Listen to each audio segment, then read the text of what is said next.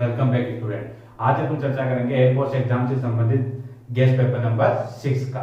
ध्यान रहे, ये जो आज के जो क्वेश्चन रहेंगे वो साइंस से रिलेटेड एग्जाम, जो अन्य एग्जाम है जैसे नीट वाला एग्जाम हुआ, ठीक है, थ्योरेटिकल बेसिस वाला नीट वाला, और या आईसीएआर जिसमें फिजिक्स आती है वो वाला जो होने जाएगा। ठीक है, अभी उसका एडमिट कार्ड आईसीआर वाले का अपलोड नहीं हुआ है, बाकी नीट जैसे एग्जाम का अपलोड कर दिया गया है और उम्मीद करते हैं कि वो एग्जाम समय पर हो जाए। हालांकि कई बच्चों के साथ ये है कि वो कहते हैं कि नहीं चाहते हैं कि ये एग्जाम नहीं हो, और कुछ कहते हैं कि हो जाए। लेकिन जो भी सिचुएशन रहे तो स्टूडेंट टीचर तो यही चाहेगा कि एग्जाम वो देके ही पास होना चाहता है, क्योंकि वो शॉर्टकट रास्ता तो वो खुद भी नहीं चाहता। लेकिन ये है कि थोड़ी सिचुएशन सही हो जाए, अगर थोड़ा डिले भी करना पड़े, अगर गवर्नमेंट को थोड़ा डिले करना पड़े तो वो कर सकती है। लेकिन मेन चीज है कि अपन को अपने हिसाब से रहना है, उसकी राजनीति में नहीं घुसना है। मतलब अपन को एग्जाम देना है, उनको लेने वाले की टेंशन लेने वाले पे छोड़ते हैं। तो अपन को तो अपनी प्रिपरेशन 100% क्या रखनी है, बेस्ट रखनी है, चाहे वो किसी भी प्रकार का एग्जाम हो। जो भी बच्चा जिसकी तैयारी कर रहा है वो अपनी परफेक्ट तैयारी रखे। हो सकता है किसी न कारणवश आगे पीछे हो सकता है। हाँ, अभी तक की जो इन्फॉर्मेशन मिल रही है उनके अनुसार जहां तक लगता है कि एग्जाम टाइम पर ही होगा। जैसा कि नीट का एग्जाम है वो 13 तारीख को होगा, और बाकी एग्जाम जो जेई वाले वो सितंबर के फर्स्ट वीक में होने जा रहे हैं। तो इसी प्रकार से जो एयरफोर्स का एग्जाम है वो भी समय के अनुसार होगा। तो आप मेरे साथ क्या करें, इंपॉर्टेंट क्वेश्चनों के बारे में थोड़ा सा प्रैक्टिस करें, और हाँ, इससे रिलेटेड क्वेश्चनों पर क्या करें, थोड़ा सा और ज्यादा क्या करें, फोकस करें। उम्मीद करता हूं कि आपका एग्जाम अच्छे से निकले। ये तभी पॉसिबल होगा जब आप थोड़ा सा एग्जाम टाइम पर एकदम पॉजिटिव थिंकिंग के साथ, एकदम पॉजिटिव एनर्जी के साथ क्या करेंगे, प्रैक्टिस करेंगे। ऐसा नहीं कि नेगेटिव इन्वायरमेंट क्रिएट कर लें कि नहीं यार उसमें कई बार क्या है, न्यूज चैनल देख देख के कि होगा नहीं होगा आधे तो इसके चक्कर में बैठे रहते हैं, नेगेटिव इन्वायरमेंट क्रिएट कर लेते हैं। वो उनकी बीमारी है। अपन को तो तैयारी करना है, बस अपना दिमाग, अपन स्टूडेंट है तो अपना काम मेन क्या है, एग्जाम देना है। बाकी चीजें उनके ऊपर छोड़ दीजिए। थोड़ा सा मानता हूं कि प्रॉब्लम जरूर है, लेकिन आप उन चीजों को अगर नेवर माइंड कीजिए, अगर आप उसको अपने ऊपर ले लेंगे ना, तो ये अपना जो मेन कार्य है ना, जो अपना वर्क कर रहे हैं कि अपन को जो प्रिपरेशन है वो आगे पीछे हो जाएगी, और जिसकी वजह से कुछ बच्चे आगे पीछे हो जाएंगे, और जो साल भर रेगुलर तैयारी कर रहे थे, ठीक है, वो बैक में चले जाएंगे। तो मैं ये नहीं चाहता कि जिसने अपनी अच्छी मेहनत की है वो इस एग्जाम में सीट को खराब करे। वो यानी उसके लिए वो सीट रिजर्व है और होनी भी चाहिए, क्योंकि उसने पूरी साल भर मेहनत की है। लेकिन लास्ट टाइम पर अगर आपने मेहनत नहीं की तो फिर आपके साथ कुछ गलत हो सकता है। और जो लास्ट टाइम में मेहनत कर लेता है बच्चा, उसको वो एग्जाम की सीट क्या कर जाती है, मिल जाती है। तो चलते हैं आज के इस क्वेश्चन पेपर की ओर, ताकि आपके अच्छे से क्या हो, कंसेप्ट क्लियर हो। देखिए क्या कहता है, पहला क्वेश्चन के तौर पर ले रहे हैं, थोड़ा कॉन्सेप्ट पैसेज है। आईसीआर एग्जाम के थ्रू, फिजिक्स के थ्रू ये पूछा जा चुका है, और नीट में भी ये कई बार पूछा जा चुका है। हाँ, लैंग्वेज को जरूर इधर उधर कर देता है, और एयरफोर्स में भी इसी प्रकार की कॉन्सेप्ट क्वेश्चन पूछे जाते हैं, राइट। यदि किसी गैस के प्रति अणु स्वतंत्रता का अंश, प्रति अणु स्वतंत्रता का अंश का मतलब यहाँ पर है कि डिग्री ऑफ फ्रीडम, वो यहाँ पर एक्स जो कि 357 होती है, वो आपको ने देकर एक कोडिंग में दे दिया, n के तौर पर यहाँ पर रख दिया है। उस गैस की दो प्रधान विशिष्ट ऊष्माओं का अनुपात क्या होगा। मतलब अपन को जो स्पेसिमेन हीट होती है उनका रेशियो निकालना है, उनका क्या निकालना है, रेशियो। और अपन को पता है किसी भी गैस, इक्वेशन ये भी आता है, पदार्थ की किस अवस्था की विशिष्ट ऊष्माएं दो होती है, तो वो जाहिर सी बात है गैस ही होती है। कौन कौन सी होती है, एक तो सीपी होता है, एक सीबी होता है। बस वो चीजें यहाँ पर उन दोनों का रेशियो आपको निकालना है। देखिए सबसे बात करते हैं सीबी को लेकर, ठीक है, स्थिर आयतन पर विशिष्ट ऊष्मा। तो क्या होता है, सीबी बराबर, जो कि आपको फॉर्मूला अच्छे से याद होना चाहिए, F/2R। F होता है डिग्री ऑफ फ्रीडम, राइट। और यहाँ पर उसने क्या रिप्रेजेंट कर रहा है, उसको n, स्वतंत्रता का अंश कितना दे रखा है, n दे रखा है। ध्यान रखना ये टेम्परेचर पे डिपेंड नहीं करती है, तो यहाँ T नहीं होता है। तो F की जगह क्या रख दो, n/2, और R की जगह R। अब नंबर 2 चाहिए अपन को सीपी, और सीपी और सीबी से आप मेल संबंध में जा सकते हैं। मेल संबंध में जाओगे तो क्या होता है, सीपी माइनस सीबी बराबर क्या होता है, R होता है, राइट। और इस हिसाब से अपन क्या निकालें, सीपी। तो बताओ क्या हो जाएगा, R प्लस सीबी वाला हो जाएगा। सीबी की वैल्यू को यहाँ पर क्या कर दीजिए, पुट अप कर दीजिए, तो R प्लस सीबी यानी n/r बाई कितना हो गया, 2। मैंने सीबी, देखो ये वाला वैल्यू यहाँ पर क्या कर दिया, मैंने सब्स्टिट्यूट कर दिया। अब क्या करूंगा, आप देखो इसमें R की वैल्यू कॉमन आ रही है, तो क्या हो गया, 1 प्लस n/2 हो गया। तो r 1 प्लस n बाई 2। अब क्या पूछ रहा है कि वो दोनों वैल्यू नहीं पूछ रहा है, वो इन दोनों का क्या पूछ रहा है, अनुपात पूछ रहा है। क्या पूछ रहा है, अनुपात। तो क्या हो जाएगा, आपको पता है गामा होता है वो special ratio Cp upon Cv, ठीक है। दोनों की वैल्यू को यहाँ पर क्या कर दीजिए, पुट डाउन कर दीजिए। तो ऊपर वाला इसका Cp की वैल्यू कितनी है, r 1 plus n by 2, right. और नीचे इसकी वैल्यू रख दीजिए, Cv वो कितना है, n बाई 2 r, राइट दीजिए। क्या करना है, r से r को क्या हो गया, कैंसिल हो गया। अब बचा क्या अपने पास, n बाई 2 बचा। इस n बाई 2 का इसमें डिवाइड करो, तो ये 2 तो ऊपर चला गया, n नीचे हो गया। तो बताओ गामा की वैल्यू क्या है, 2 बाई n, राइट। इस n बाई 2 का n बाई 2 में इसमें डिवाइड करोगे, सेम चीज कट गई, कितना है बताओ, 1 आया। तो अपना जो रेशियो आएगा वो क्या आएगा, गामा इक्वल क्या आएगा, 2 बाई n 1 प्लस 1। और इससे रिलेटेड जो ऑप्शन है वो कौन सा रहेगा, देखो 2 ऊपर है तो डी अपना क्या हो जाएगा, आंसर हो जाएगा। ध्यान रखना, थोड़ा सा ऊपर नीचे बढ़िए, देखो n बाई 2 है तो अपना ये आंसर भी दिख रहा है यहाँ पर। तो कई बच्चे क्या है, थोड़ा सा यहाँ पर गलती कर दे, निकाल। कई बार क्या होता है, एग्जाम में एक प्रेशर ही अलग होता है और उसकी वजह से वो क्या करते हैं, अपन जो चाहते हैं वो आंसर अपना आ नहीं पाता। और यहाँ सब कुछ सही करते करते यहाँ डिवाइडेशन में थोड़ा सा गड़बड़ कर देते हैं। और एग्जाम यही तो चाहता है कि स्टूडेंट गलती करे। और देखिए गलत वाला आंसर तैयार है, मतलब 2 ऊपर नीचे होते ही सी ऑप्शन। तो कई क्या होता है, और कंपटीशन के चक्कर में अपना क्वेश्चन गलत कर बैठते हैं। तो आपको ऐसा नहीं करना है। थोड़ा सा मैंने क्या अभी शुरू में क्या कहा था, पॉजिटिव एनर्जी क्या रखना है, पॉजिटिव। एग्जाम को आप छोड़ दीजिए एक बार के लिए, बस आप अपनी प्रिपरेशन रखिए और परमिशन लेटर अपने सामने रखिए बस। और तैयार, अगर जिसका आ गया उसका रखिए और जिसका नहीं है वो वेटेड करेगा। लेकिन आपको एग्जाम देना है, न्यूज चैनल को देखना नहीं है। इसको ये बार बार देख देख कर आप क्या करेंगे, अपना दिमाग को डाइवर्जन करेंगे कि होगा नहीं होगा, जिससे आती हुई चीजें भी अपन क्या कर सकते हैं, बाइकआउट कर सकते हैं। ऐसा आपको नहीं करना है, राइट। तो चलते हैं अगले क्वेश्चन की ओर, जो कि क्या कह रहा है, जब धातु की किसी तार को, ठीक है, एक वायर है, धातु की किसी तार को किसी भार के द्वारा ताना जाता है, ठीक है। एक वायर होता है, उसको अपन किसी, जैसे मैं एक डायग्राम बना के समझाता हूँ रफली आपको। देखिए एक वायर लेना है और इसके ऊपर कोई एक n द्रव्यमान का वजन आपको लटकाना है। देखिए सपोज मानिए ये वायर है और इसमें मान लीजिए मैंने यहाँ पर क्या कर दिया, एक इस पर एक m द्रव्यमान का वजन लटका दिया, राइट, m द्रव्यमान का।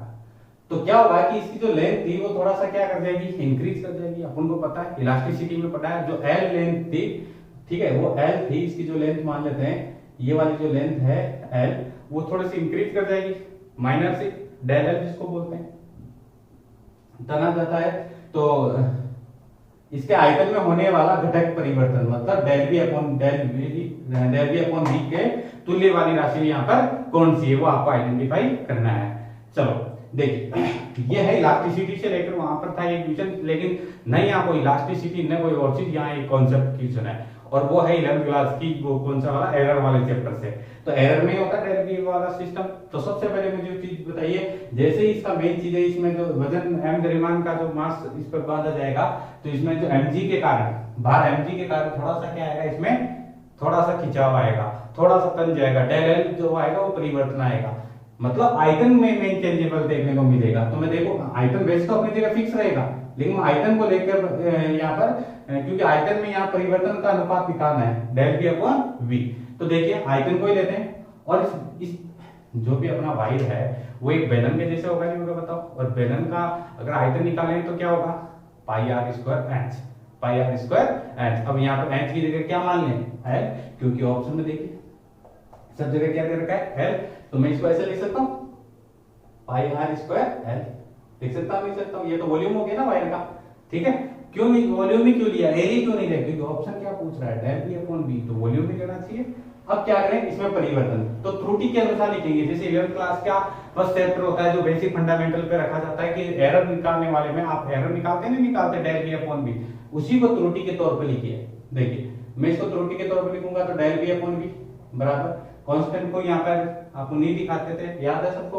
और ये आर को क्या हो जाएगा, डेल आर अपॉन आर, और जो टर्म आगे होती थी वो कहाँ आती थी, वो पावर होती थी वो आगे की तरफ आती थी, रूट है तो 1/2 आएगा, राइट है। और इसी प्रकार से तीसरी वाला जो चीज है, मतलब अगला है, वो प्लस के साथ क्या हो जाएगा, del L upon L, right है।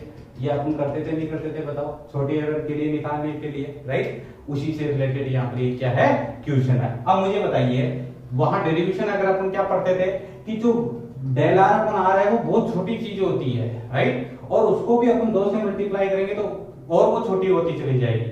तो इसको अपन नेग्लिजिबल मान लें एक समय के लिए, ठीक है, नगण्य मान लें, तो क्या हो जाएगा डेल वी अपॉन में वी बराबर क्या हुआ डेल एल अपॉन एल, ये लगभग बराबर बोल सकते हैं हम।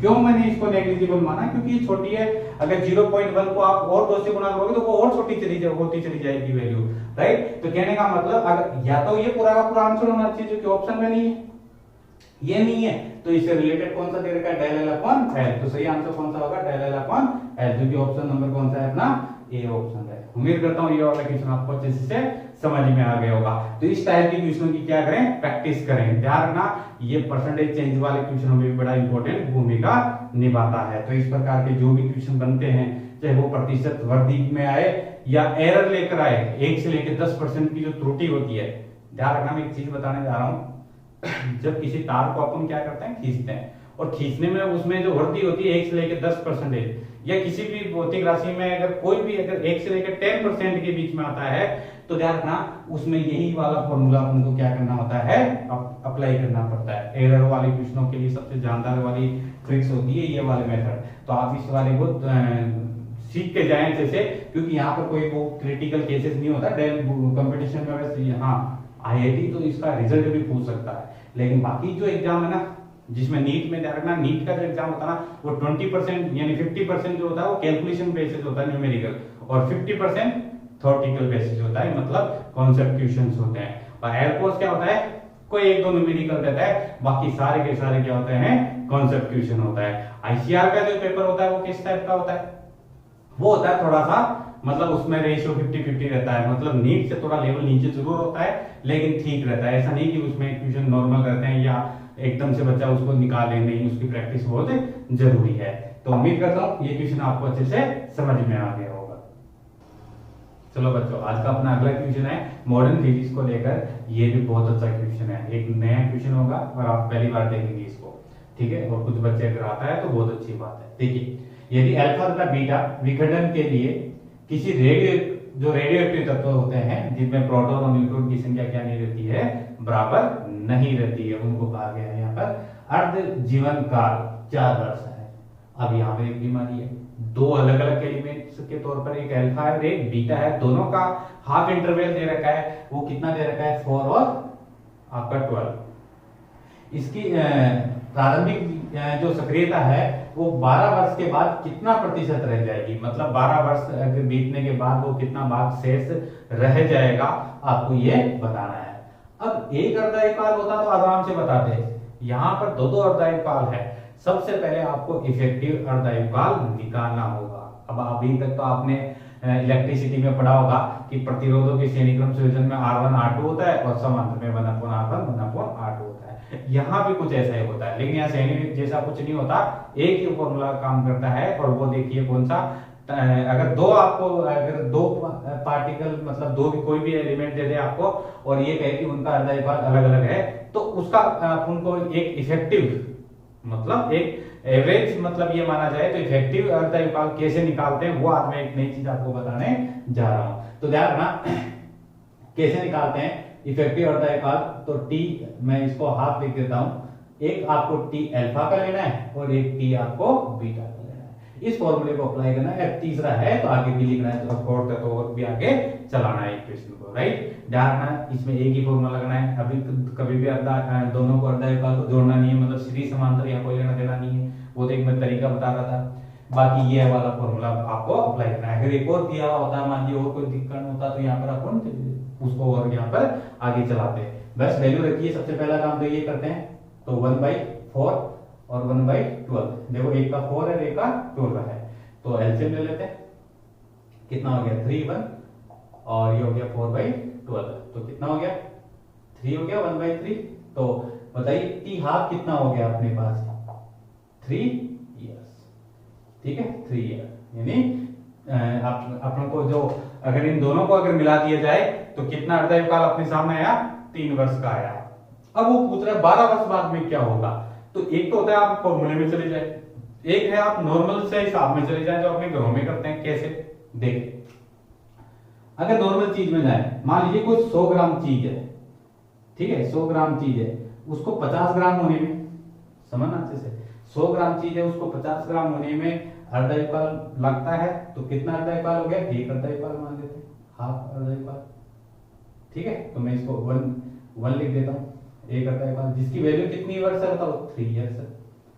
कितना है आपके पास, 3 ईयर, राइट। अब 50 का फिर 25 होने में एक और अर्धयुकाल लगेगा, और वापिस वही अर्धयुकाल तो फिक्स है ना, वो तो अपने निकालिए 3 वर्ष का होगा, ठीक है। अपन को कितने वर्ष का काउंट करने हैं, देखिए क्वेश्चन क्या कर रहा है, 12 वर्ष का। अभी कितना हुआ, 3 और 3 6, आगे और बढ़ाइए, तो आगे और बढ़ाते हैं तो क्या हो जाएगा, एक और अर्धयुकाल निकालते हैं, राइट। तो ये 50 देखो 100 का 50, 50 का 25, 25 का फिर आता है कितना हुआ, 12.50, राइट। तो एक और, अब इसका एक और निकाल देते हैं, टी हाफ, ये 3 ईयर्स यहाँ पर, 3 ईयर्स यहाँ पर, तो 12.50 का आधा कितना हो गया, 6.25, हुआ नहीं होता, समझना अच्छी तरह से। यानी कोई चीज पहले 100 ग्राम है तो 50 ग्राम होने में कितना समय लगेगा, एक अर्धयुकाल, अगला 25 होने में कितना, एक और अर्धयुकाल, उसका आधा होने में एक और अर्धयुकाल, और ऐसे करते करते आपको टोटल जो कि क्वेश्चन क्या कर रहा है, 12 वर्ष। देखिए काउंट कीजिए, 1 2 3 और 4, अगर 4 इंटू 3 मतलब 3 3 3 और 3 इनको जोड़ेंगे तो कितना हो गया टोटल, 12 वर्ष। 12 वर्ष कितने, 12 वर्ष बाद कितना ग्राम बचेगा, 6.25 ग्राम चीज बचेगी, ग्राम चीज बचेगी। अगर मैं इसको शुरू में ही प्रतिशत में ले लूं, पहले 100% थी, फिर 50% बची, फिर कितना 25, फिर ये, तो फिर बताइए कितना हो गया, 6.25। तो अपना सही आंसर कितना होगा, 6.25। उम्मीद करता हूँ ये क्वेश्चन आपको अच्छे से समझ में आ गया होगा।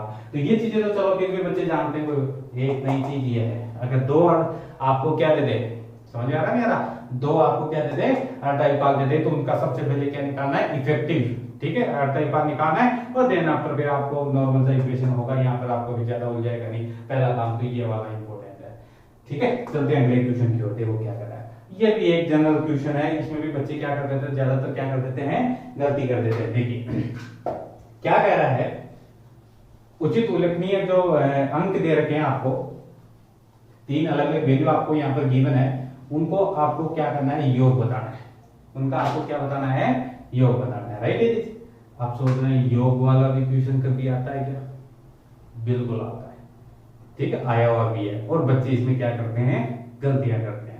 कैसे गलती करते हैं, आज इस क्वेश्चन के साथ आपको एक इसको तो समझना ही समझना है, साथ में ऐसा कंसेप्ट क्लियर करना है ताकि अदर जो कैलकुलेशन होती है, जो इस प्रकार के क्वेश्चनों में या अन्य क्वेश्चनों में जो होती है, वहां आप उस एरर ना करो, क्योंकि आजकल जो ऑप्शन आते हैं ना, इस सार्थक अंकों के आधार पे आते हैं, किसके अंकों पे, सार्थक अंक, वहां आप जल्दबाजी में गलती कर बैठते हैं। तो आज उसका भी सॉल्यूशन होगा इस क्वेश्चन के साथ, और ये क्वेश्चन भी समझे कैसे सोल्व करते हैं।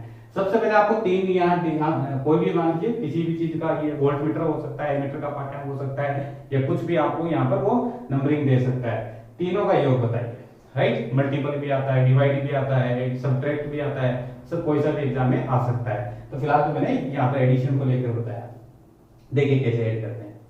क्या वैल्यू दे रखा है, 117। सबसे पहले मैं जैसे कि छोटे क्लास के बच्चों को सिखाया जाता है वैसे ही आपको मैं सिखा रहा हूँ, फिलहाल पहले समझिए। दशमलव के बाद में 2 अंक है, इसमें दशमलव के बाद में 1 है अंक है, तो ये दशमलव लगाइए, उसके बाद में कितना अंक है, 1, और इधर लगाइए कि कितना है, 3 2 4। अब ये खाली जगह हो गई तो यहाँ पर 0 लगा लीजिए, राइट, ऐसा भी अपन करते थे। अब देखिए ये वाला कितना है, यहाँ दशमलव, सब दशमलव के बाद में 2 5, और ये कितना हुआ 1, तो बताओ इनको ऐड करेंगे नहीं करेंगे, राइट। तो ऐड करेंगे तो कितना हुआ 1 5, और ये 7, तो ये 5 और 3 कितना हो गया 8, और ये कितना हो गया 7,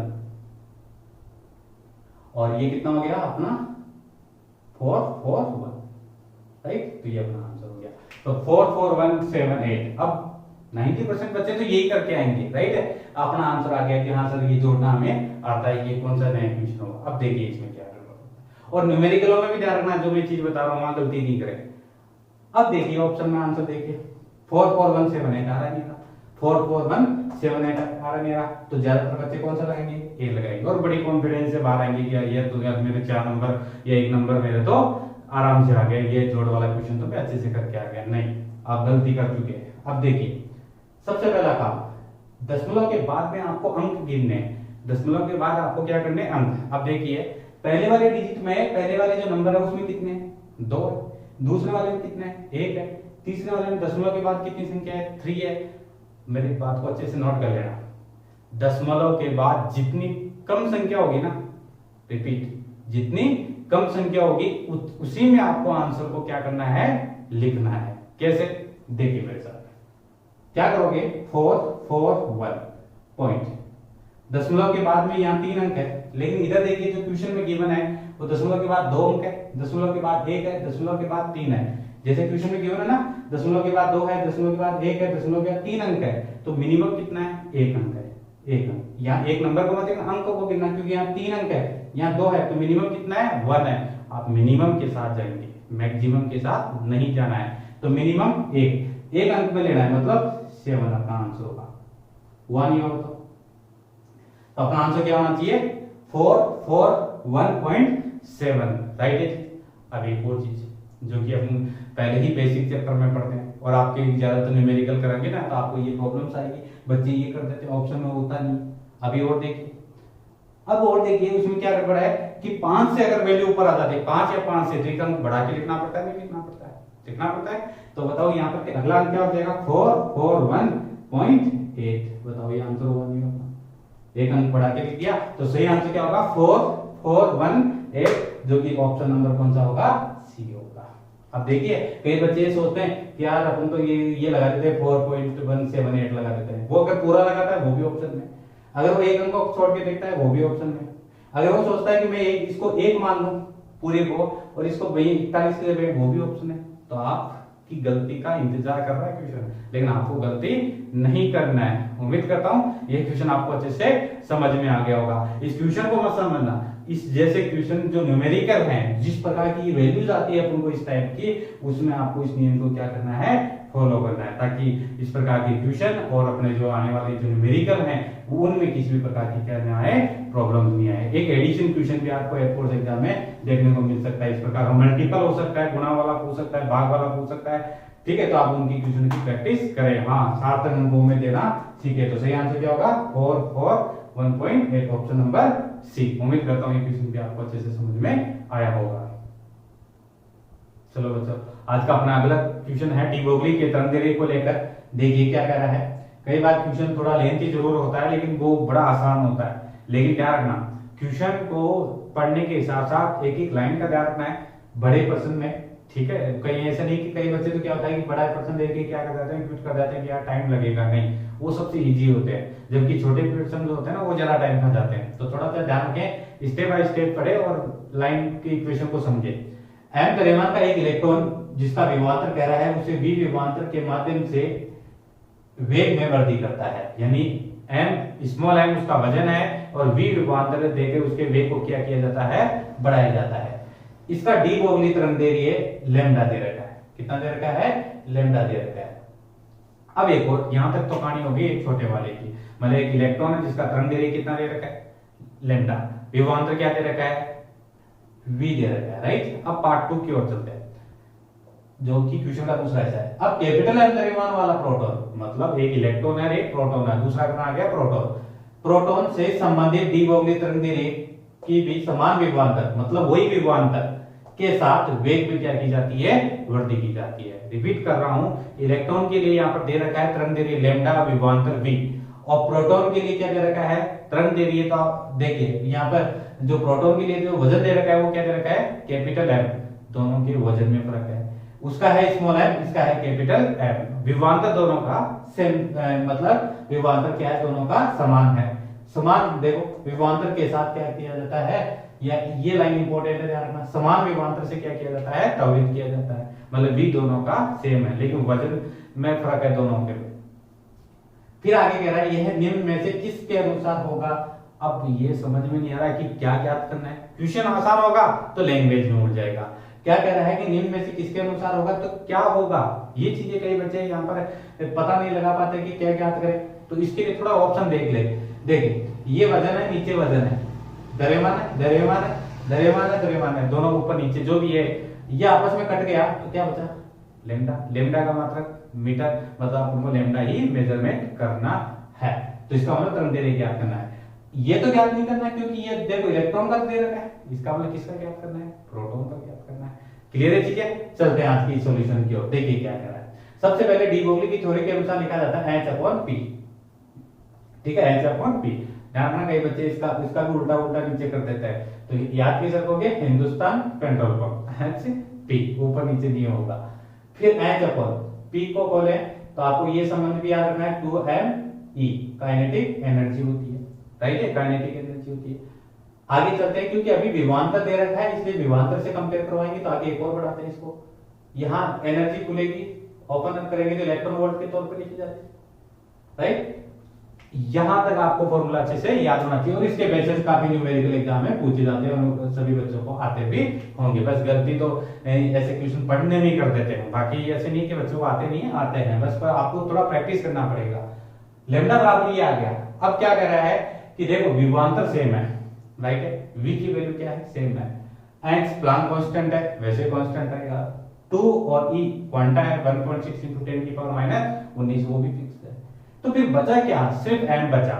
और लैम्डा में m में क्या संबंध हुआ कि लैम्डा और m एक दूसरे के विकर्मानुपाती, ठीक है, इनवर्सली प्रोपोर्शनल है। इस हिसाब से अगर मैं इसको लिखूं, अगर ये इस हिसाब से मैं लिखूं तो मेरे पास तो दो ऑप्शन हो सकता है रेशियो में, λ1 में λ2 बराबर, ध्यान रखना रूट में है तो आपको रूट में लिखना है, लिखना नहीं लिखना।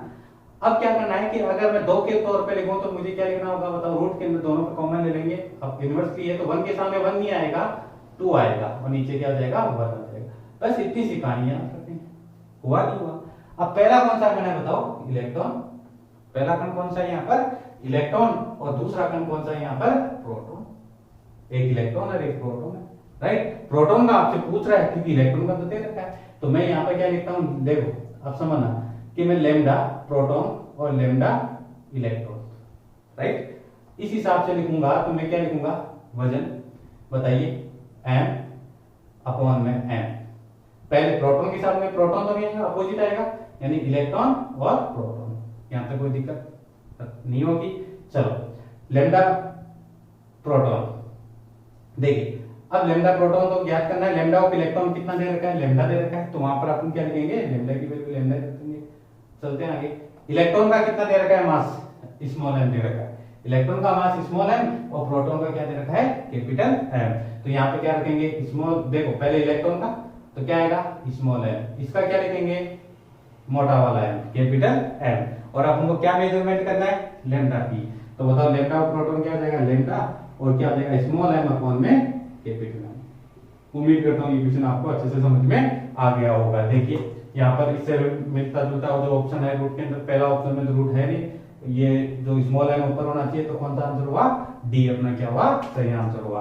तो इस टाइप के क्वेश्चनों की आपको क्या करना पड़ेगा, प्रैक्टिस करना पड़ेगा। मैं ये नहीं कह रहा कि ये क्वेश्चन एग्जाम में आ सकता है, मैं ये कह रहा हूँ कि इसके जैसे क्वेश्चन और लैंग्वेज का थोड़ा ध्यान रखना, वो आ सकता है, ये भी पढ़ सकता है, ऐसा नहीं कि आ नहीं सकता, लेकिन आपको इससे रिलेटेड क्वेश्चनों पर क्या करना पड़ेगा, ज्यादा से ज्यादा फोकस करना पड़ेगा। फिर भी इस टाइप में अगर क्वेश्चनों में प्रॉब्लम्स है तो मुझे कमेंट सेक्शन में बताएं, मैं आपको उसका सॉल्यूशन भी प्रोवाइड कराऊंगा। लेकिन आपको अच्छे से पढ़ के जाना है, यानी ये डी ब्रोगली वेवलेंथ के ऊपर तो इसमें ध्यान रखना, प्रतिशत वाला क्वेश्चन भी बड़ा इंपॉर्टेंट है, मतलब गतिज ऊर्जा को इतना बढ़ा दिया जाए तो, ठीक है, समय में कितना प्रतिशत समय बढ़ा दिया जाए तो गतिज में क्या होगा, उनका अनुपात, ठीक है, इलेक्ट्रॉन, प्रोटॉन, अल्फा कण, न्यूट्रॉन, इन तीनों के आधार पर अनुपात, ये 4-5 क्वेश्चन इसमें बड़े इंपॉर्टेंट है, आप इसके अच्छे से तैयारी करके जाना। चलते हैं अगले क्वेश्चन की ओर। क्या कह रहा है देखिए, n किसी कुंडली में घुमाव की संख्या है। घुमाव अपने में बोलते हैं, अपने थ्योरी स्कूल में पढ़ा होगा कि जब 12th क्लास में पढ़े होंगे कि क्या है कि जो n है वो क्या होता है, राउंड होते हैं, मतलब फेरों की संख्या होती है। तो स्वप्रेरण इंडक्टर जो कुंडली में होता है, L वाली वैल्यू को का मान निम्न में से किसके अनुसार भिन्न होगा, मतलब किसके जैसे किससे मैच खाएगा, ये कहने का मतलब है, वो चीज आपको यहाँ पर क्या करनी है, बतानी है। अब आपको पता है, या तो इसके लिए आपको कुंडली के लिए स्वप्रेरकत्व होना चाहिए, सभी बच्चों को याद रखना चाहिए फॉर्मूला, कुंडली के लिए स्वप्रेरकत्व, स्वप्रेरण की घटना से आता है L बराबर, सबको याद है, म्यू नॉट म्यू आर भी लिख सकते हैं, ठीक है, स्मॉल m कैपिटल M और ये, राइट। इस बेसिस के आधार पर देखा जाए तो अब ये आपको फॉर्मूला अच्छे से याद होना चाहिए। वैसे डेरिवेशन से नॉर्मल सी वो भी आप अच्छे से याद कर सकते हैं। तो स्वपैरागत तो किसी कुंडली के लिए क्या होता है म्यू एन म्यू, और अगर माध्यम है तो म्यू आर भी आ सकता है। एन इकाई लंबाई फेरों की संख्या, एन कैपिटल कुल फेरों की संख्या हो गई, और ए आपका एरिया हो गया। यहाँ स्मॉल एन को आप बोल सकते हैं, ठीक है। स्मॉल एन को ओपन करेंगे तो क्या होता है इकाई लंबाई फेरों की संख्या होती है। तो मैं देखिए कैसे कर लेता हूँ। स्मॉल एन बराबर क्या होता है कैपिटल एन बटा एन, तो इकाई लंबाई में फेरों की संख्या, राइट। ये यहाँ पर आप पुटअप कर सकते हैं। जैसे आप पुटअप करोगे तो क्या बड़ा बताओ म्यू नॉट स्मॉल एन की जगह ये रख दो, तो एन और एन कैपिटल वाला क्या हो गया एन स्क्वायर ए, और नीचे क्या आ गया स्मॉल एल। यहाँ पर एल स्वपैरागत तो है, ये जो स्मॉल एल वाला है वो आपकी उसकी लंबाई है, वो कितनी लेंथ में है, जो भी अपन कुंडली ले रहे हैं उसकी लेंथ है। क्लियर। तो एल का एन के साथ क्या रिलेशन हुआ बताओ, स्क्वायर के साथ संबंध हुआ नहीं हुआ। एल एन स्क्वायर की क्या रखा, इसके साथ क्या रखा संबंध रखा। अब आप सोच रहे होंगे सर तो हमें तो ये याद ही नहीं होता, तो फिर ये कहां तक पहुंचे बच्चे, यही हुए या तो कैपिटल एन देख के लगा देते हैं, गड़बड़ कर देते हैं कुछ ना कुछ। तो इसको याद करने का तरीका, मुन्ना भाई तो याद है, तो मैं ये काम करता हूँ थोड़ा सा छोटा लग देता हूँ, डबल एन लिख देता हूँ, मुन्ना लिख देना आप तो नहीं समझे। मुन्ना का मतलब म्यू, इसको म्यू कहते हैं म्यू तो, और ना आधा ना का मतलब छोटा वाला न भी इसमें बैठा है, और ना का मतलब डबल एन आएगा, मतलब एन और एन, और आ का साउंड आ रहा है तो ए मुन्ना, याद हो जाएगा। तो इसके बेस पे आप इसको अच्छे से याद करना, तो ये गलत नहीं होगा, राइट। थोड़ा सा लिंक करना पड़ता है। देखो फिजिक्स को याद करने के लिए हो सकता है कि कई बच्चों को ये डायरेक्टली याद हो सकता है कई मेरे जैसे स्टूडेंट है जिनको एक बार में याद नहीं होता। मैं सीरियल बताता हूँ, मुझे तो एक दो बार में याद नहीं होता, लिख लिख के याद करना पड़ता था। कई बच्चों की प्रॉब्लम्स होती है, और कई ऐसे होते हैं इंटेलिजेंट होती है, ठीक है, उनको तो भगवान का गोल्ड गिफ्ट होता है, एक बार पढ़ा नहीं और हो गए ऊपर। तो लेकिन जो एवरेज है अपने जैसे स्टूडेंट, उनको तो लिख लिख के क्या करना पड़ेगा, याद करना पड़ेगा, और ऐसे शॉर्टकट निकालने पड़ेंगे अगर उनको टारगेट करना है। अगर 60% वाले बच्चे को 90% वाले से टक्कर लेना ना, तो जुगाड़ करना ही पड़ेगा, तभी उस बच्चे को अपन क्या कर सकते हैं, फाइट कर सकते हैं। वो खरगोश अपन कछुआ, लेकिन अपना रेगुलर है वो कहीं ना कहीं सोने का तैयार ना, वो सो भी सकता है, वो थोड़ा सा भी आगे पीछे हुआ तो अपनी स्पीड तो वो शॉर्टकट रास्ते से निकालते हुए ले जाएंगे और उसको बीट करेंगे, और यही अपना टारगेट है। ये कंपटीशन तो एग्जाम में होना ही चाहिए, चाहे वो बड़े के लिए हो चाहे वो छोटे के लिए हो। तो उम्मीद करता हूँ मुन्ने वाले क्वेश्चन से आपको ये समझ में आया होगा कि क्या आएगा इसका सही आंसर। एल जो प्रोपोर्शनल है वो क्या है एन स्क्वायर, तो सही आंसर क्या रहेगा इसमें कैपिटल एन स्क्वायर का पॉजिटिव वाले टर्मिनल। देखो इसमें नेगेटिव भी है, इनवर्स भी है, तो सही आंसर क्या होगा बी आंसर इसका सही रहेगा। तो उम्मीद करता हूँ ये भी आपको अच्छे से समझ में आया होगा। चलो बच्चों आज का अगला क्वेश्चन लेते हैं। देखिए क्या कह रहा है, 7 kg किसी वस्तु पर न्यूटन फोर्स लगा रहा है, आई जे के की फॉर्म में दे रखा है 20 आई के प्लस 30 जे के। एक और फोर्स लगा रहा है आर आई के माइनस का 9 जे के, मतलब दो फोर्स उस पर क्या हो रहे हैं अप्लाई हो रहे हैं, कि दो बल लगाए जाते हैं, परिणाम स्वरूप उसका त्वरण की तीव्रता क्या होगी। मतलब त्वरण की कहीं तो तीव्रता में इंटेंसिटी के चक्कर में या कंफ्यूज हो जाएंगे, आपको क्या निकालना है त्वरण ही, यहाँ पर क्या निकालना है वैल्यू मेजरमेंट करनी है। लेकिन यहाँ पर दो फोर्स दे रखा है। अब देखिए थोड़ा स्पीड से करते हैं। ए बराबर अपना क्या होता है, ए का कौन है वो होता है सबको पता है, ए बराबर एम होता है, नॉर्मल सा फॉर्मूला है। अब यहाँ पर क्या करना है कि जो आपको इसका रिजल्टेंट निकालना है तो एफ का मॉडुलस लेना है, राइट। पहले मैं दोनों को ऐड कर देता हूँ। तो यहाँ पर दो फोर्स है तो आपको दोनों फोर्स को क्या करना है ऐड कर लेना है, क्योंकि अगर 3 है तो 3, 4 तो 4, इन सबको क्या करना है ऐड ही करना है, क्योंकि फोर्स ये नहीं कर रहा है कि अपोजिट लग रहा है, एक इधर लग रहा है एक इधर लग रहा है। अब ये डायरेक्शन नहीं दे रहा है, इसका मतलब एक ही हो रहा है। इसका मतलब दोनों फोर्स को आपको क्या करना है ऐड करना है, राइट, और नीचे जो भी वजन है और इसका मॉडुलस निकालना है, राइट है। तो मैं डायरेक्ट ऐड कर देता हूँ। ऐड करेंगे तो कितना हुआ 20 प्लस, क्योंकि आई आई के वाला जुड़ेगा तो ये 20 और 8 कितना होगा 28 है क्या, ये 30 जे के प्लस का और ये माइनस का है, इसको सब्ट्रैक्ट कर दिया घटाएंगे तो ये हो गया 21 जे के, और नीचे कितना हो गया एम, एम की वैल्यू कितनी है 7 कीजिए। अब इसका मॉडुलस चाहिए, क्योंकि यहाँ पर आंसर तो आ चुका, लेकिन जो जिस हिसाब से अपन देख रहे हैं उस हिसाब से एक्यूरेट रिजल्ट चाहिए, तो इसका ऊपर वाले का क्या निकालिए मॉडुलस निकालिए। तो इसका मॉडुलस निकालने का सबको आता ही आई के का गुणा का स्क्वायर 28 का स्क्वायर, और फिर इसका स्क्वायर माइनस 21 का स्क्वायर अपॉन में 7। अब कई बच्चे तो ये क्विट कर देते हैं, देखेंगे बाद में देखेंगे। नहीं, थोड़ा सा आना चाहिए। तो देखो 30 तक के तो स्कोर आपको अच्छे से याद रखने ही पड़ेंगे ताकि आप इसको आसानी से कर ले। तो 28 का स्कोर कितना होगा बताओ? 784 और इसका 21 का 441 और ध्यान रखना ये रूट और अपॉन 7। तो ये कितना हुआ टोटल? तो 4 5 12 25 रूट अपॉन 7 हुआ। अब क्या करना है कि इसका रूट निकालना है। अब रूट निकालेंगे तो 12 25 का जो हो गया वो कितना हो गया? 35 का इसको देख सकते हैं अपॉन में 7 और 35 बाहर आ गया इसको से कट के, तो ये 7 कैंसिल आउट हुआ। तो ये बराबर कितना हुआ? 5 मीटर पर सेकंड स्क्वायर हुआ। नहीं बताओ। अब आप सोच रहे होंगे कि ये 35 डायरेक्ट कर दिए सर ने, तो ये कैसे? देखो ये याद रखने पड़ते हैं, ऐसा नहीं कि ये कुछ देखो 30 तक के तो इसको आपको अच्छे से क्या करने पड़ेंगे? याद रखने पड़ेंगे। थोड़ा सा कॉन्सेप्ट और थोड़ा सा मैथमेटिक्स, जो इक्वेशन इजी होगा उसमें कैलकुलेशन थोड़ी सी क्या करेगा? वो उलझाएगा, और जो इक्वेशन बड़ा होगा उसमें कैलकुलेशन बड़ी आसान रहेगा। ये तो एग्जाम का एक अपना फ्रंट व्यू होता है सोचने का। मैं आपको तरीका बता देता हूँ। जैसे मैंने यहाँ पर कैसे किया 12 जैसे मेरे को ये कोडिंग मिला, क्योंकि वैल्यू ऐसी आनी है जो आपको सॉल्व हो जाना है। क्योंकि 12 25 जो होता है ना, जैसे मान लीजिए एक कॉन्सेप्ट बता, पहले अपना आंसर क्या हुआ इसके अंदर? 5 वाला। तो ऑप्शन नंबर ए अपना क्या रहेगा? सही रहेगा। देखिए एक चीज आप इसमें ये है कि जैसे मैं आपको ये चीज बता रहा हूँ, ये तो आप सॉल्व करते रहना। जैसे जैसे आप मानिए जैसे 25 का इसको सबको याद रहता है, राइट? कितना होता है? 625 होता नहीं होता? बताओ। कुछ वैल्यू होती है आपको उसको याद रखना पड़ेगा ना। तो 5 का कितना? 25। अब 2 के आगे कितनी संख्या होती है? इसमें जो 5 होता है उसको 25 लिखना। 2 के आगे कितनी संख्या होती है? 3। तो 2 के आगे संख्या 3, 3 को 2 से गुणा करो, कितना है? 6। नहीं समझे? अगली संख्या अप्लाई करके देखो। 5 का कितना बताओ? 25 हुआ नहीं? अब यहाँ कितना है? 3। 3 की अगली संख्या 4, 4 को 3 से गुणा करो, कितना हुआ? 12, 12 25। इसलिए मैंने 12 25 को डायरेक्ट 35 लिख दिया था। आगे देख लीजिए 45 पे अप्लाई कर दीजिए। 5 का कितना हो गया बताओ? 25 और 4 की अगली संख्या क्या होगी? 5। 5 को 4 से गुणा कीजिए, कितना हुआ? 20 हुआ।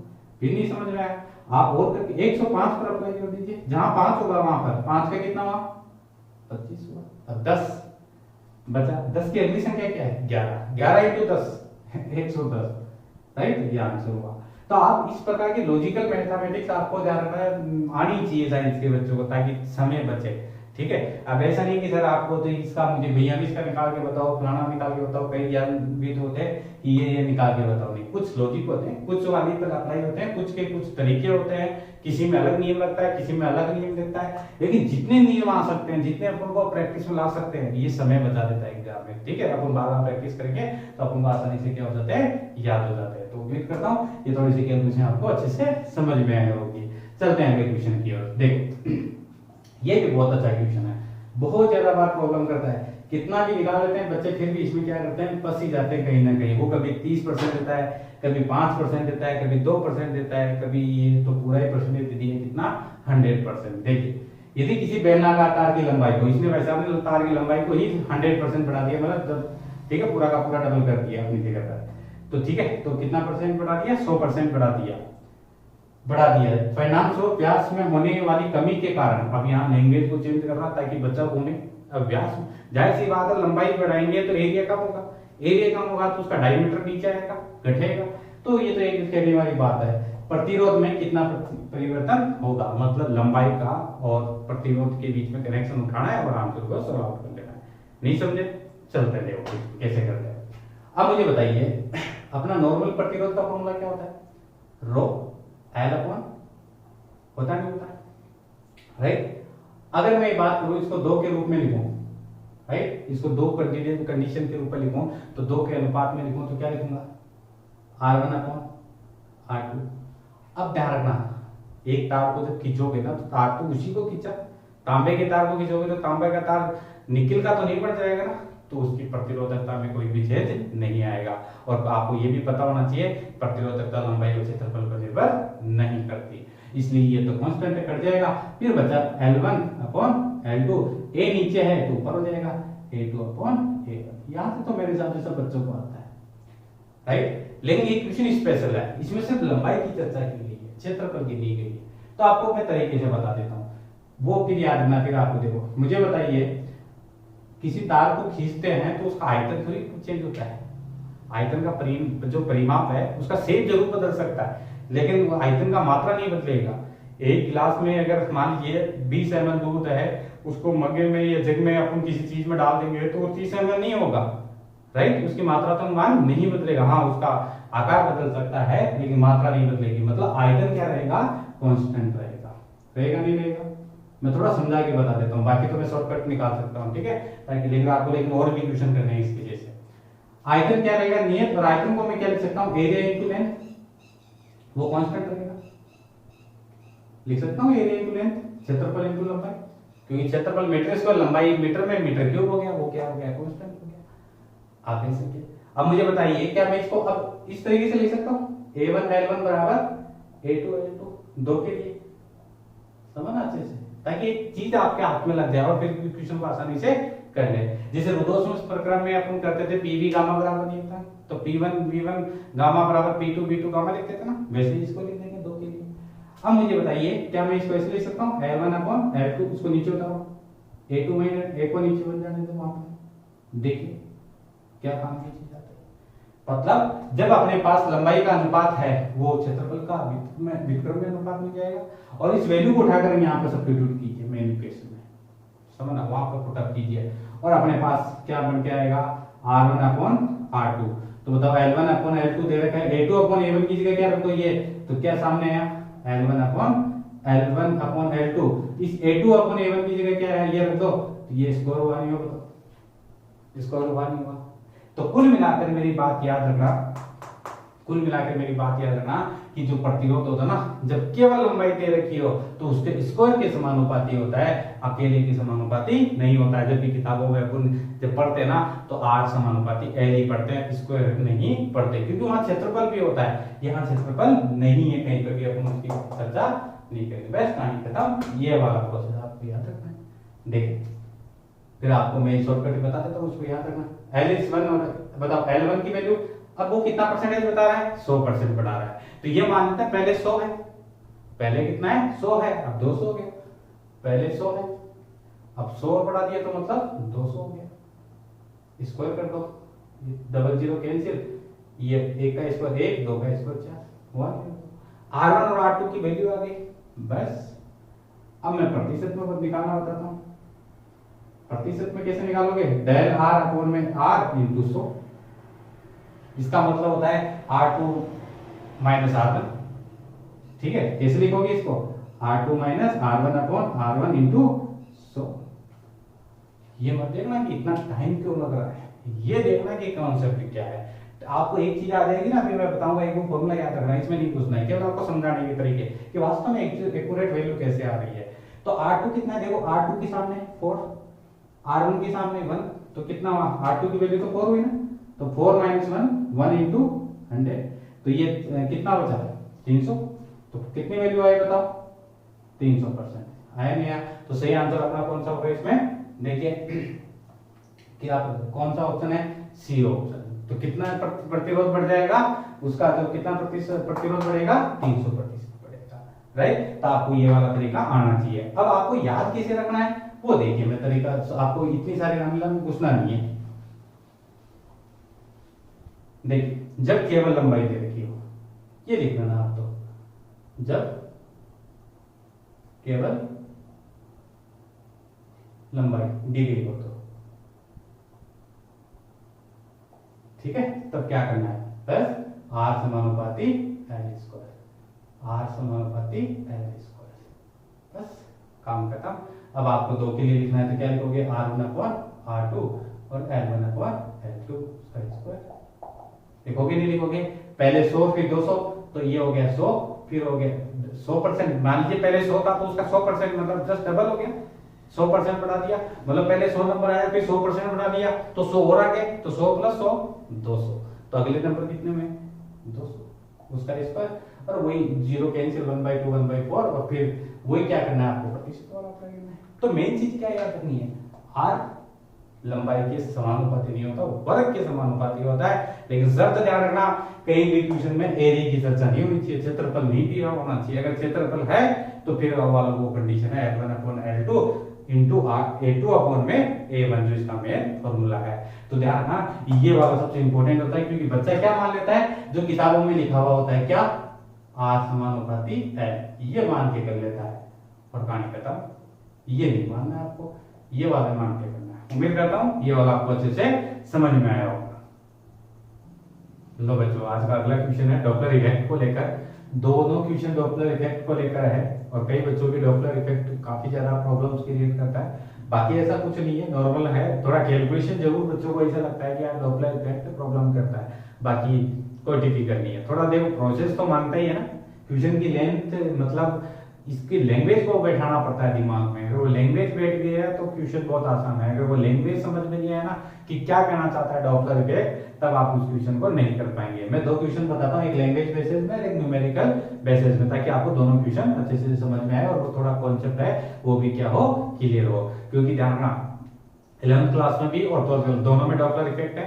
वो एक में लाइट वेव के, एक में यानी 11th में तो ध्वनि तरंगों के लिए और यहाँ पर लाइट मतलब प्रकाश वाली तरंगों के लिए, दोनों के लिए अप्लाई होता है। इसीलिए कहा जाता है कि किस प्रकार की तरंगों पर लागू होता है, ध्वनि तरंग और प्रकाश तरंग दोनों तरंगों पर क्या होता है, लागू होता है। यानी ये भी बोला जा सकता है कि अनुदैर्घ्य या अनुप्रस्थ दोनों प्रकार की तरंगों पर ये क्या होता है, लागू होता है। देखो आज का क्या है पहला क्वेश्चन इसमें डॉपलर इफेक्ट को लेकर। यदि कोई स्रोत ध्वनि के वेग के बराबर, ध्वनि के वेग के बराबर, ये ध्वनि का वेग है ना, ये बड़ा इंपॉर्टेंट है और ये आपको अच्छे से याद रखना पड़ेगा। देखो क्या कहता है, देखो ध्वनि के वेग के बराबर, ध्वनि का जो वेग होता है ना, ध्यान रखना प्रकाश का वेग एक अलग चीज है, ध्वनि का वेग माध्यम में फिक्स है और वो लगभग 332 के आसपास रहता है। उस वेग से क्या चला रहा है, स्रोत को चला रहा है। तो देखो किसी भी स्रोत का जो वेग है वो किसके वेग के बराबर बता दिया, ध्वनि के वेग के बराबर। एक चीज और रिपीट कर रहा हूं, मैंने अभी शुरू में क्या बोला, ध्वनि ये डॉपलर इफेक्ट दोनों प्रकार की तरंगों पे लागू होता है। दूसरा अनुप्रस्थ और अनुदैर्घ्य इन पे भी लागू होता है। तीसरा क्योंकि जो ध्वनि है वो अनुदैर्घ्य है और प्रकाश है वो अनुप्रस्थ है, इसलिए दोनों तरंगों पे लागू होता है। आगे देखिए क्या कह रहा है, ध्वनि के वेग से अगर ज्यादा हो जाए, ध्वनि के वेग से अगर ये किसी भी चीज का मतलब जो वहां चल रहा है यानी जो स्रोत है वो चल रहा है वो ध्वनि के वेग से ज्यादा हो जाए तो डॉपलर प्रभाव लागू नहीं होगा। इसलिए डॉपलर प्रभाव की शर्त तो ये हो गई कि जो कंडीशन है मतलब जो गाड़ी चलेगी, जो अलार्म बजाती हुई हॉर्न आपको होता है ना कि यहाँ से बगल से गाड़ी निकलती है तो कभी आवाज पास में आने पर तेज आती है और जैसे दूर जाती है तो वो क्या होती जाती है, कम होती चली जाती है। तो यही डॉपलर इफेक्ट है, जो कम ज्यादा सुनाई देना। लेकिन एक चीज अच्छे से नोट कर लेना, अगर उस गाड़ी की स्पीड, उस गाड़ी की स्पीड जो कि माध्यम में प्रैक्टिकली वैल्यू जो कि लाप्लास थ्योरम पढ़ा होगा आपने, न्यूटन के बाद में लाप्लास ने तैयार किया था 332 मीटर पर सेकंड। अगर उससे ज्यादा दौड़ रहा है यानी ये गाड़ी की स्पीड 332 मीटर पर सेकंड से ज्यादा है तो डॉपलर प्रभाव लागू नहीं होगा। इस क्वेश्चन का भी आप थोड़ा सा ध्यान रखना। अगर ध्वनि के वेग के बराबर ज्यादा लिख देता तो ऑप्शन कौन सा होता, डॉपलर प्रभाव लागू नहीं होगा। इससे बराबर या इससे कम पर ही डॉपलर प्रभाव लागू होगा। चलते आगे।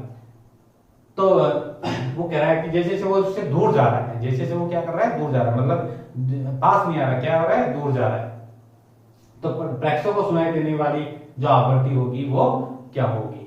एक चीज अच्छे से नोट कर लेना कि जैसे जैसे अपन क्या होता है कि जो म्यूजिक सिस्टम है उसके पास जाएंगे, जैसे जैसे म्यूजिक के पास जाएंगे अपन को आवृत्ति ज्यादा सुनाई देगी और दूर जाने पर आवृत्ति कम सुनाई देगी। तो ये तो कंफर्म है कि वो दूर जा रहा है तो जो सुनाई देगी आदमी जो भी सुनता है वो आभासी होता है, ठीक है, वो रियल नहीं होता है, ठीक है।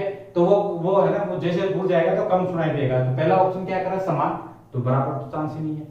फिर कह रहा है दुगनी, ज्यादा तो वैसे भी चांस नहीं है, ज्यादा वैसे भी चांस नहीं है, बराबर होगी नहीं, ज्यादा होने का चांस नहीं है और डॉपलर प्रभाव लागू नहीं होगा। तो ऑप्शन क्या होगा, मूल आवृत्ति के आती है, राइट। अब ये तो लिख दिया आपने डायरेक्ट, मान लो एग्जाम में अपने समय कम है तो डायरेक्ट कर दिया। अब कैलकुलेशन बेसिस पे आते हैं। देखिए सबसे पहले आप क्या बनाना, मैं एक म्यूजिक सिस्टम बना देता हूं यहाँ पर, ठीक है। ये अपना नॉर्मल स्पीकर मान लेना और यहाँ पर अपने किसी प्रेक्षक को बढ़ा देते हैं, राइट। चलो ठीक, आप इसको अपने आप को मत संभालना, अपने दुश्मन को संभाल लेना, ठीक है। किसी को भी मान लेना, अपना दोस्त मान लेना, खुद का तो नहीं मानेगा क्योंकि शकल है में अपनी धोरी मानेगा ये बंदा चलो कोई बात नहीं, एक मजाक के तौर पर।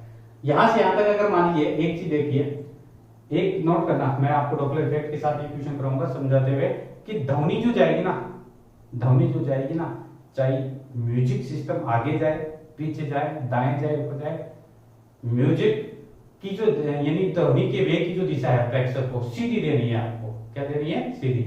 मतलब इससे जो ध्वनि जाएगी वो इस प्रेक्षक तक सीधी जाएगी। अब चाहे ये इधर जाए, चाहे उधर जाए, चाहे ऊपर जाए, चाहे नीचे जाए, ये आपको सीधा मानना है, राइट? इसमें गलती ना करें। और ये वेग v मान लेते हैं, और ये 332 मीटर पर सेकंड होता है। आपको याद भी होना चाहिए, हालांकि क्वेश्चन नहीं कह रहा 332 है, तो अपना अप्रोक्सीमेट मान लेते हैं, नहीं भी माने तो कोई बात नहीं, v मान लें। अब ये जो है ना, ये अपना प्रेक्षक जिसको ऑब्जेक्ट बोलते हैं, ठीक है? तो ये तो अपना ऑब्जेक्ट हो गया, राइट? और ये अपना स्रोत हो गया, सोर्स हो गया, स्रोत, सोर्स जिसको बोलेंगे, ऐसे लिख देते हैं इसको, सोर्स। अब ये क्या कर रहा है, देखिए कि ये भाई साहब है ना सोर्स, ठीक है, ये म्यूजिक सिस्टम, ये क्या कर रहा है, ध्वनि के वेग से दूर जा रहा है। ध्वनि के वेग से क्या कर रहा है? दूर जा रहा है। तो ये देखिए, ये इससे दूर जा रहा है, ये दूर जा रहा है। अब दूर जा रहा है, वेग क्या लिखूं इसका, इस सोर्स का वेग क्या लिखूं? v, ये वाला v लिखते हैं, राइट? अब एक होता है ऑब्जेक्ट का वेग। अब ये भाई साहब चल नहीं रहा, ये तो खड़ा है वहां पर, ये तो वहां पर खड़ा हुआ है, तो इसका वेग को कितना बताना है आपको? जो स्थिर है तो इसका वेग को कितना मानना है? 0 मानना है। जो स्थिर है उसको 0 मानना है। अब एक बात अच्छे से नोट कर लेना, ध्वनि की दिशा हमेशा किधर से किधर होगी? म्यूजिक सिस्टम से उस आदमी की तरफ। ये आदमी वहां खड़ा है तो उधर जाएगी, ठीक है? सीधा डायरेक्शन देना है आपको, राइट? ऐसे नहीं जैसे अपन यहाँ खड़े हैं और गाड़ी वहां म्यूजिक चल रहा है तो अपने कोने की तरफ तो लाइट आपको ध्वनि ऐसे आएगी, ऐसे नहीं आएगी, टर्न करके सीधा मानना है आपको, राइट? अब एक चीज और ये देखना मेन, अगर कोई भी व्यक्ति हो, ये वाला व्यक्ति या कोई म्यूजिक हो, इस ध्वनि की चाल दिशा में चलता, ध्वनि की दिशा में, तब तो आपको क्या लेना चाहिए? पॉजिटिव। क्या लेना है? पॉजिटिव। अपोजिट चलता है नेगेटिव, स्थिर है 0 लेना। अब इसका तो गाड़ी नहीं, ये तो वैसा भी स्थिर है, तो इसका आंसर 0। अब देखिए ये किधर जा रहा है, सिस्टम, मशीन किधर जा रही है? इधर, और ध्वनि किधर जा रही है? उस व्यक्ति। और ये तो हमेशा जाएगी, ये लाइन आना डॉपलर इफेक्ट में जहां भी क्वेश्चन आ जाए ये फिक्स बना लो, इसमें आपको देखना ही नहीं, राइट? ये फिक्स बनाना है आपको। अब देखना, ये भाई साहब इधर जा रहा है, ध्वनि इधर जा रही है, ध्वनि की डायरेक्शन किधर है? इस तरफ है, ये इस तरफ की ओर जा रहा है। ये 100% फिक्स है, हर क्वेश्चन में, हर न्यूमेरिकल में आपको फिक्स कर लेना है। अगर ये इधर जाता है तो ध्वनि की दिशा में जाता है तो प्लस लेना है, इधर जाता है विपरीत तो चिन्ह किसका लेना है? माइनस लेना है। और ये भाई साहब देखो, सपोज मान लीजिए, ये क्वेश्चन में नहीं कह रहा, अगर ये इधर आता तो चिन्ह किसका आता? माइनस का। उधर जाता तो इसकी दिशा में जाता, तब किसका आता? प्लस का आता। क्लियर चीजें? चल अब फॉर्मूला बताता हूं आवासीय आवृत्ति का, ठीक है? बहुत अच्छा टॉपिक है, थोड़ा टाइम जरूर लेता है लेकिन बड़ा अच्छा है, एक बार समझ में आ गया तो। आवासीय आवृत्ति को मैं बेस के तौर पर लिख देता हूं। फॉर्मूला आप सबको याद है? नहीं याद है तो देखिए, नोट कर लेना copy. v plus minus v object, v plus minus v source, ये होता है मेन फॉर्मूला। बस डॉपलर इफेक्ट इसी में बैठा हुआ है। ये होता है आवासीय आवृत्ति, कई इसको म्यू लिखते हैं, ठीक है? म्यू मतलब वो भी आवृत्ति होती है, फ्रीक्वेंसी होती है, मैं एफ लिख देता हूँ, जो इच्छा है आप लिख लेना। अब देखिए, ये होता है ध्वनि का वेग, सुनना, ये होता है ध्वनि का वेग, ये फिक्स है ध्वनि का वेग, ये गिवन होती है आवृत्ति। प्रश्न में देखो नहीं दे रखी है, कोई बात नहीं, क्योंकि ये तो लैंग्वेज क्वेश्चन है, एफ ही मानना है। ये होता है इसका वेग और ये सोर्स का वेग। प्लस माइनस आपको लेना है जैसे कंडीशन आपको बताता है। चलो रखिए वैल्यू बढ़ाकर एफ, राइट? एफ वाला। अब क्या करेंगे बताओ, ध्वनि के वेग को तो क्या लिखो, ये तो फिक्स है, आपको छेड़ना ही नहीं है, फिक्स है यहाँ पर, ठीक है? इसको छेड़छाड़ नहीं करना है क्योंकि अगले में वेग। अब ऑब्जेक्ट ये कितना है? 0, तो 0 आप प्लस जोड़ो चाहे माइनस जोड़ो कोई फर्क नहीं पड़ेगा, 0। सोर्स का क्या लूंगा? नेगेटिव। इधर वेग क्या दे रखा है? ध्वनि के वेग के बराबर नेगेटिव, तो यहाँ पर प्लस और माइनस में कौन सा आएगा? एक चीज आप दिमाग में बैठा लेना, ठीक है? एक चीज आप दिमाग में बैठा लेना, मैं आपको और थोड़ा तरीके से बताता हूँ ताकि आपको दिक्कत नहीं आए। आपको हमेशा यहाँ पर नेगेटिव मानना है। क्या मानना है? नेगेटिव, फिक्स मान लेना है, ठीक है? ताकि आपको इक्वेशन में प्लस वाली वैल्यू रखने में दिक्कत नहीं आए।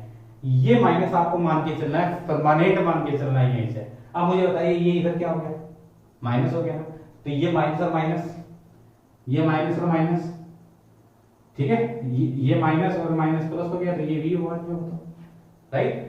तो बताओ ये कितना बना अपने पास, एफ वी अपॉन में 2v, v से v कट गया, तो एफ डैश क्या हुआ, एफ का आधा। तो आवृत्ति कितनी हुई, पहले वाले की आधी। तो मैंने आंसर पहले ही बता दिया था, क्या आएगा आंसर, सी आएगा। बताओ ये समझ में आया नहीं है वाला पार्ट, ऑप्शन नंबर सी आपको अच्छे से समझ में आया नहीं आया।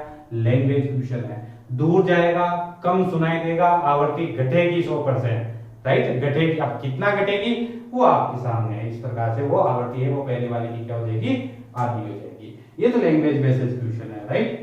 तो अब आता है अपन कैलकुलेशन बेस्ड, इस वाले क्वेश्चन को लेते हैं ताकि आपको अच्छे से समझ में आए कि वास्तव में क्या कर रहा है। 240 हर्ट्ज आवृत्ति का स्रोत, अब इस बार आपको फ्रीक्वेंसी दे रखी है, मतलब इसका मतलब समझना इतनी फ्रीक्वेंसी का कोई म्यूजिक क्या छोड़ रहा है, संगीत छोड़ रहा है, तो ये फ्रीक्वेंसी कितना दे रखा है, 240 हर्ट्ज आपको दे रखा है। फिर क्या करा है, 20 मीटर प्रति सेकंड से। अब एक चीज और समझना, एक स्रोत होता है, प्रेक्षक होता है, हमेशा जो ध्वनि की जो डायरेक्शन होती है वो स्रोत टू किधर होती है, प्रेक्षक की ओर होती है, स्रोत टू प्रेक्षक की ओर, ये आपको हमेशा फिक्स मान लेना है। और ये ध्वनि का वेग होता है, ये पर्सन में गिवन होता है या पूछ दिया जाता है, आपको डायरेक्शन तो लेकिन फिक्स माननी है। ध्वनि का वेग पर्सन में कितना दे रखा है, ध्वनि का जो वेग दे रखा है वो कितना दे रखा है, 340 दे रखा है, तो इसकी वैल्यू कितनी होगी, 340 मीटर पर सेकंड। लेकिन ध्यान रखना दिशा ध्वनि की स्रोत टू प्रेक्षक, ये प्रेक्षक जिसको अपन क्या बोलेंगे, ऑब्जेक्ट, और ये सोर्स हो गया। अब एक चीज अच्छे से देखना, आगे क्या कर रहा है, स्रोत 20 मीटर प्रति सेकंड से प्रेक्षक की ओर गति कर रहा है। ये भाई साहब इधर की तरफ कितने से चल रहा है, ये मशीन इधर कितनी चल रही है, 20 मीटर प्रति सेकंड की ओर से चल रही है। तो मैं इधर देखिए, ये हो गया अपना सोर्स, इसकी स्पीड कितना दे रखी है, 20 मीटर पर सेकंड, राइट। अब आपको मैंने अभी थोड़ी देर पहले क्या बताया था, कॉन्सेप्ट क्लियर करना। ध्वनि की दिशा में अगर वो चलता है तो क्या आएगा चिन्ह, प्लस का, मतलब जिधर ध्वनि चल रही है उधर। अब देखो ध्वनि तो इधर था, ये भाई साहब इधर है, तो चिन्ह प्लस का। क्लियर चीज है। अब देखते हैं प्रेक्षक क्या कर रहा है, भग रहा है या स्थिर है, ये चेक करना। अब आपको प्रेक्षक अब 20 मीटर प्रति सेकंड से स्रोत की ओर बढ़ रहा है, ये इधर आ रहा है, मतलब एक इधर जा रहा है और एक इस तरफ जा रहा है, दोनों एक दूसरे के क्या चल रहे हैं, अपोजिट डायरेक्शन में चल रहे हैं। तो देखिए ये इधर आ रहा है, तो v ऑब्जेक्ट ये भी 20 मीटर पर सेकंड है, दोनों की स्पीड सेम है, ऐसा मत करना, इसको कैंसिल कर दो, नहीं इधर है और ये ध्वनि इधर है, तो चिन्ह नेगेटिव है। बताओ पहले आप काम पॉजिटिव नेगेटिव क्लियर, ध्वनि की दिशा में प्लस, ध्वनि की दिशा के विपरीत। ध्वनि की तरह हमेशा स्रोत से प्रेक्षक की ओर, चाहे स्रोत, अब स्रोत चाहे ये प्रेक्षक कहीं भी बैठा रहे उसकी डायरेक्शन में जाएगा सीधा सीधा, राइट। ये चीज है। चलो अब आप निकालते हैं आभासी आवृत्ति, ठीक है, आभासी आवृत्ति जो कि क्वेश्चन पुट अप आपसे पूछ रहा है कि ये निकाल के बताइए। मैं एफ डैश बराबर क्या मान लेता हूं, F V O V source, object और सोर्स की वैल्यू, ये आपको फॉर्मूला अच्छे से आना चाहिए, राइट है। अब आप इसमें वैल्यू पुट अप कीजिए, देखिए एफ की वैल्यू कितना दे रखा है, 240, ध्वनि का वेग कितना दे रखा है, 340, राइट है चीजें। अब ऑब्जेक्ट का कितना है, माइनस का, सुनना कितना है, माइनस का। जैसे माइनस करोगे ये माइनस और माइनस क्या हो जाएगा, प्लस, तो ये 20 हो गया, ये फिक्स है 340 ध्वनि का वेग। अब यहाँ माइनस है लेकिन सोर्स की स्पीड 20 और प्लस माइनस यहाँ माइनस ही रहेगा, तो ये कितना हो गया 20। तो मुझे बताइए कितना हुआ, 240, ये हो गया 360 और ये हो गया 300, आपका कितना हो गया 20 हो गया। चलो 0 से 0 कैंसिल, 4 से काट दें, 4 अट्ठे 32 और 4 9 36, इसको इससे काट दो, 8 3 0 और 9 दिए 27, कितना आया बताओ, 270 हर्ट्ज वाली फ्रीक्वेंसी आई। तो सही आंसर क्या होगा, 270 ऑप्शन में है क्या, कहीं पे देखो 270 कहीं ना कहीं ऑप्शन में मिल जाना चाहिए, तो ऑप्शन नंबर बी अपना क्या हुआ, सही आंसर हुआ। तो ध्यान रखना बहुत आसान होता है, केवल प्लस माइनस को अपन को क्या करना पड़ता है, आइडेंटिफाई करना पड़ता है। हाँ प्यारे बच्चों ये भी ध्यान रखना, कई बार फॉर्मूला ही पूछ लेता है, कैसे, देखिए ऐसे मैं, हालांकि ये तो आंसर निकाल, ये तो आ गया होगा समझ में, अच्छे से नोट करना, इसको देखना, 2 बार इस टाइप के क्वेश्चनों को ज्यादा से ज्यादा क्या करना, प्रैक्टिस करना, लेकिन फॉर्मूले के आने के चांसेस है, कई बार कैलकुलेशन में नहीं हो जाता। कैसे, अगर मैं फॉर्मूला लिखूं तो कैसे लिखूंगा, एफ, ठीक है, एफ वी की जगह तो मैं ये तो ध्वनि का वेग, आप इसके साथ कुछ कर नहीं सकते, वी। अब माइनस, मुझे बताओ ये माइनस था, ये माइनस था, और ये माइनस माइनस क्या हो जाएगा, प्लस, तो ये प्लस का वी नॉट, और ये माइनस प्लस माइनस माइनस, तो ये वी सोर्स। कहने का मतलब आपको ऑप्शन में ऐसे भी आ सकता है, v plus v object v minus, तो यहाँ पर आ जाएगा ऑप्शन में आएगा एक में प्लस एक में माइनस, दोनों में माइनस, एक में माइनस माइनस एक माइनस प्लस, इस प्रकार के ऑप्शन भी आपको देखने को मिल सकता है। ये ज्यादातर क्वेश्चन है किताबों में प्रैक्टिस के तौर पर, या तो इस टाइप का या इस टाइप का, या इस वाला, या फिर डॉपलर इफेक्ट से पूछे जाते हैं सर्कुलर क्वेश्चन की, एक रेलगाड़ी प्लेटफॉर्म के पास से गुजर रही है तब क्या होगा, एक गाड़ी एक ट्रैक से बीच में खड़ा है, गाड़ी वर्ताकार घूम रही है, ठीक है, तब क्या होगा, मतलब उसकी चाल पर डिपेंडेंट करेगा। कब डॉपलर प्रभाव लागू नहीं होगा, ध्वनि के वेग से ज्यादा होने पर डॉपलर प्रभाव लागू नहीं होगा। तो इस प्रकार के लॉजिकल क्वेश्चन भी आपसे पूछ सकता है। या फिर थोड़ा सा ये बच्चों के, मैंने इसलिए ये लिया आज क्योंकि ये ज्यादातर बच्चों के प्रॉब्लम्स रहता है कि वैल्यू पुट अप नहीं करना आता, स्टेप बाय स्टेप पढ़े, पहले ये दोनों बना ले, पहला काम रिपीट कर रहा हूं, सबसे पहले ये दोनों बना ले, ये फिक्स कर दो आप। अगर ये दोनों विपरीत चल रहे हैं, दोनों एक दूसरे के क्या जा रहे हैं, दूर जा रहे हैं, तो अपोजिट जा रहे हैं, नेगेटिव लो दोनों, ठीक है, यानी एक अपोजिट जा, यानी उधर जा रहा है, ये वाला तो हो जाएगा पॉजिटिव और ये हो जाएगा इधर की तरफ नेगेटिव। मतलब आपको पता कैसे लगाना है, ध्वनि की दिशा में है तो प्लस, अदरवाइज नेगेटिव। समझ में आ गया अच्छे से?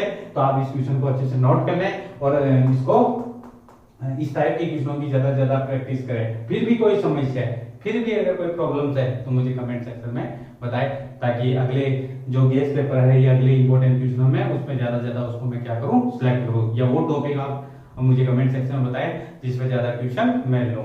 ध्यान रखना, एग्जाम आज नहीं तो कल होगा ही, आपको अपनी प्रैक्टिस को क्या रखना है, कंटिन्यू रखना है। उम्मीद करता हूं आज की जो ये क्लास है आपको अच्छी लगी होगी, तो ज्यादा से ज्यादा बच्चों तक इसको क्या करें, शेयर करें। थैंक यू, धन्यवाद।